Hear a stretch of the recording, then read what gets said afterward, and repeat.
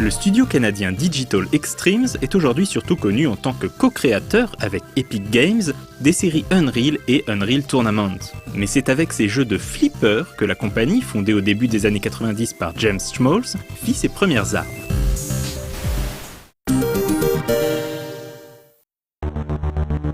En 1993, Epic Games s'appelle Epic Mega Games et n'est pas encore très connu. Le mode de distribution shareware est alors très populaire, permettant à de nombreuses petites sociétés de faire connaître leurs jeux sur les BBS, les ancêtres des forums. Tout comme Apogee et id Software, c'est ainsi qu'Epic distribuera ses premiers titres, comme le jeu d'aventure ZZT ou le jeu de plateforme Jill of the Jungle. Fort de ses premiers succès, le fondateur d'Epic, Tim Sweeney, décide de devenir l'éditeur d'autres développeurs indépendants. C'est ainsi qu'il recrute Cliff Bleszinski et fait la connaissance par forum interposé d'un jeune programmeur canadien, James Schmoles. Schmoles est prêt à travailler pour Epic, mais tient à rester au Canada et à garder son statut de freelance. Sweeney accepte et Schmoles commence à développer son premier jeu pour Epic, le flipper Epic Pinball. Tirant profit de la distribution shareware, Epic Pinball sortira sous forme de packs successifs contenant des tables de flipper toujours plus élaborées, très inspirées des classiques de Williams et Gottlieb. Les premières tables sorties en 1993 comme Android et Pot of Gold sont assez dépouillées et basiques. Le contraste est saisissant avec les tables complexes qui seront créées par la suite comme Crash and Burn, Magic, Deep Sea ou Cyborg Girl. Petit à petit, Schmoles s'entoure de designers et de graphistes au point de former une véritable société. C'est la naissance de Digital Extremes, même si le studio n'est pas encore nommé. Parmi ces designers, citons notamment Tim Cumming, passionné de flipper, qui écrira par la suite plusieurs livres sur l'histoire de ce loisir.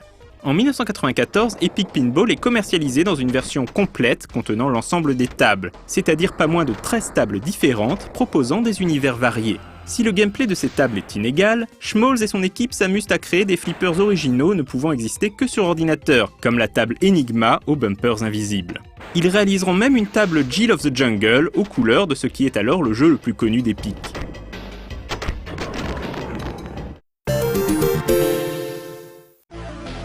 Dans le courant de l'année 1993, Epic Mega Games passe un accord avec la société anglaise Team 17 pour réaliser un spin-off d'Epic Pinball destiné à une sortie en magasin sous le nom Silver Ball. Proposant 4 tables, Silver Ball est très similaire à Epic Pinball, proposant le même moteur et le même gameplay. La qualité des tables est encore une fois très variable, même si la table Odyssey se démarque du lot par sa qualité visuelle et son ambiance sonore. Certaines éditions du jeu comportent quelques tables bonus, mais il ne s'agit que de versions un peu maquillées de tables déjà présentes dans Epic Pinball.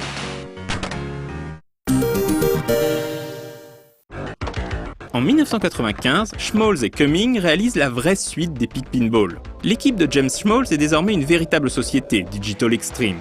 Cette nouvelle identité est reflétée dans le nom du jeu, qui s'intitule donc Extreme Pinball. Le jeu sera distribué en shareware par Epic Games et en version boîte sur PC et PlayStation par Electronic Arts.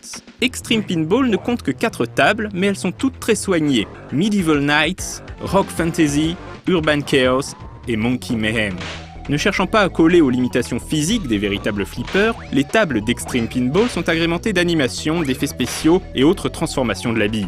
Le jeu reste toutefois fidèle au code du flipper en incorporant notamment un affichage matriciel en bas de l'écran pour transmettre diverses informations aux joueurs. La physique de la bille en revanche laisse un peu à désirer, rendant le jeu parfois frustrant. Extreme Pinball demeure toutefois un excellent flipper sur ordinateur, surtout par son ambiance survoltée et la qualité de ses musiques, notamment celle de la table Rock Fantasy.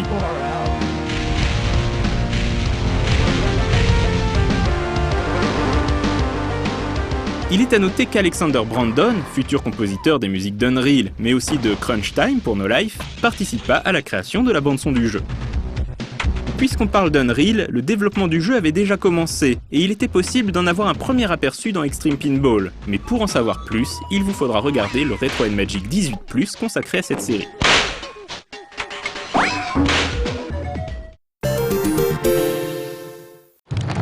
Digital Extremes revient une dernière fois au flipper en 2001 avec Adventure Pinball. À cette occasion, le studio canadien, qui n'a plus grand chose à voir avec ce qu'il était à ses débuts, refait équipe avec Electronic Arts. Sous-titré Forgotten Island, Adventure Pinball n'est toutefois pas un simple jeu de flipper. Le joueur doit traverser une succession de 9 tables où il devra accomplir des objectifs précis afin de débloquer le chemin vers la sortie.